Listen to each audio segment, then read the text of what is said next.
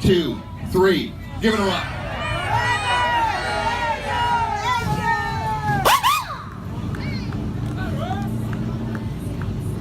I'm not sure he can still hear us. Justin, can you still hear us inside there?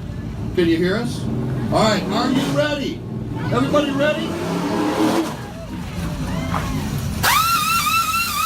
We call it something like this. Right side collar goes up on the jet. Here we go.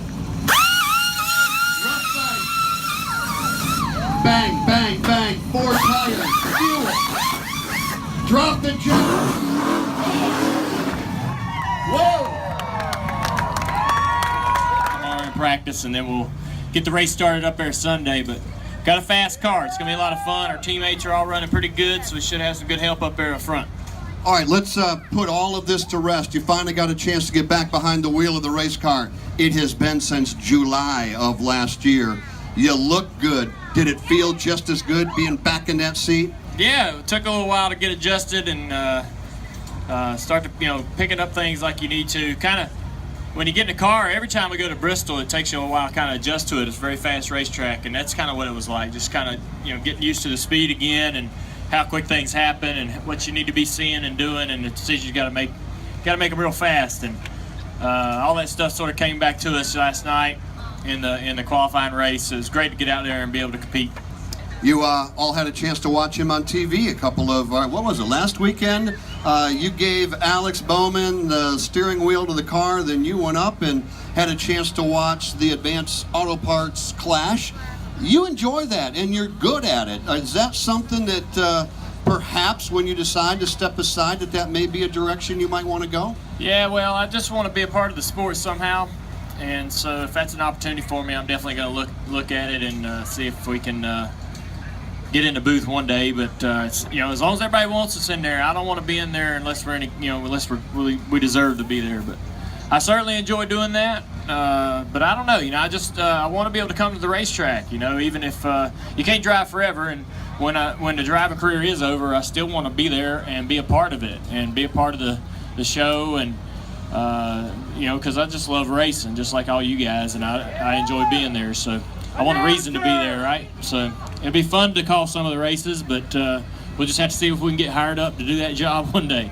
I know you did not mean to make headlines when you answered a question earlier in the week that said, what would you do if you won the 2017 NASCAR championship? And you said, I'd have to think about retiring on top.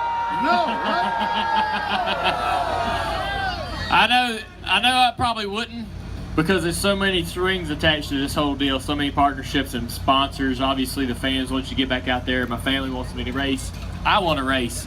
I got every intention of signing another contract with Rick, but I just know that if we win the championship, it's gonna be hard not to drop the mic on the stage in Vegas and walk on out of there with that championship on our back. It'll be awesome.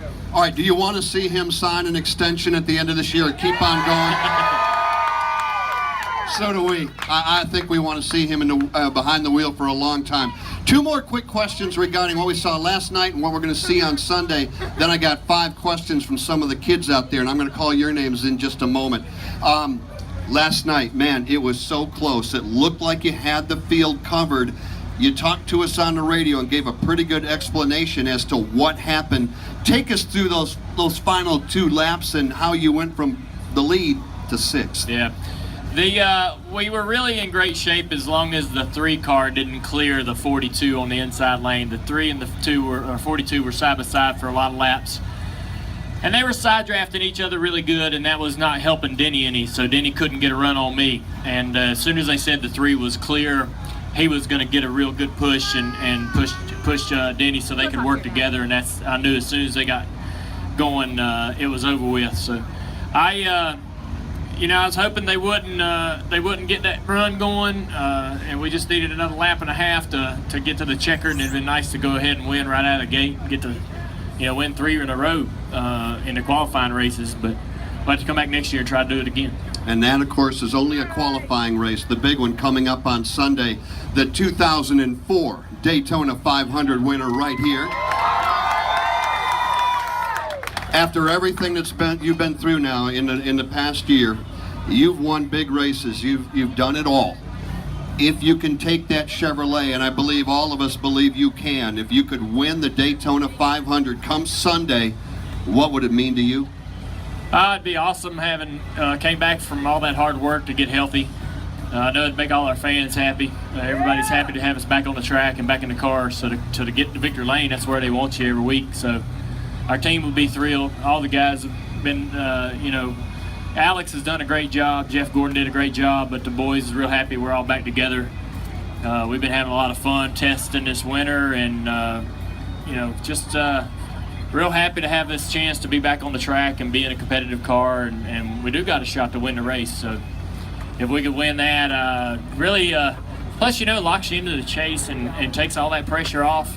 We won the 500 in 2014, and it took all the pressure off because we were locked in the chase. We had so much fun the rest of the season just racing, not worrying about points at all.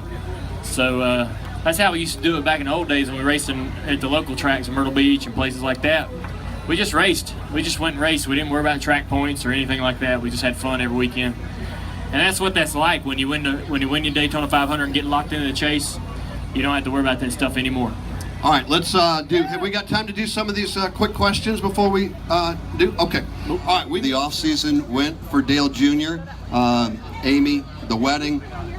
Congratulations, that's awesome. Yeah, I appreciate all that. Everybody's been you guys are too nice. I usually don't expect to get cheered for when you get married. You're just happy to get married, but